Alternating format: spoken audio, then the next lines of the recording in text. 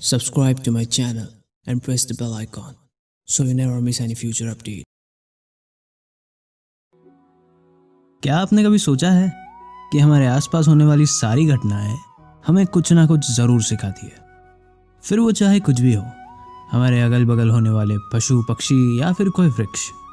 आज की ये कहानी ऐसे ही एक विषय पर है जिसे सुन के आपका भी मन कह उठेगा कि कहानी हो तो ऐसी। एक बार एक आदमी हाथियों की छावनी से होकर गुजर रहा था। हाथियों की छावनी से मेरा मतलब है एलिफेंट कैंप। तो होता कुछ ऐसा है कि आदमी जब वहां से गुजर रहा होता है तो उसे दिखता है कि हाथियों को ना तो किसी पिंजरे में रखा गया है, ना तो किसी ताकतवर चेन से बांधा गया है। उस हाथी के पैर में बस एक पतली सी रस्सी बंधी हुई थी जिसे वो बड़ी आसानी से तोड़ सकता था।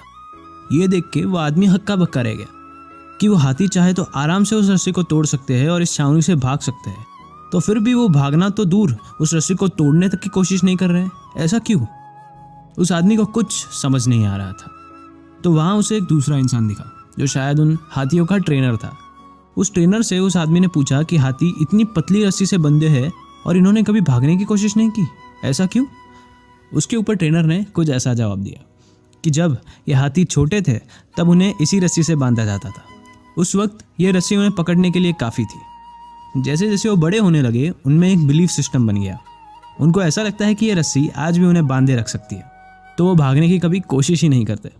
तो moral of the story is never limit yourself. दुनिया चाहे जो कहे, आपको चाहे जितना रोके, आपको चाहे जितना नीचे खींचे, पर आप यही सोच रख के आगे बढ़े कि what ever I think, what ever I believe is possible.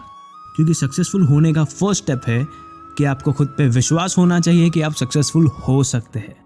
So stay positive and believe in yourself. फिर मिलेंगे कहानी हो तो ऐसी के अगले एपिसोड में।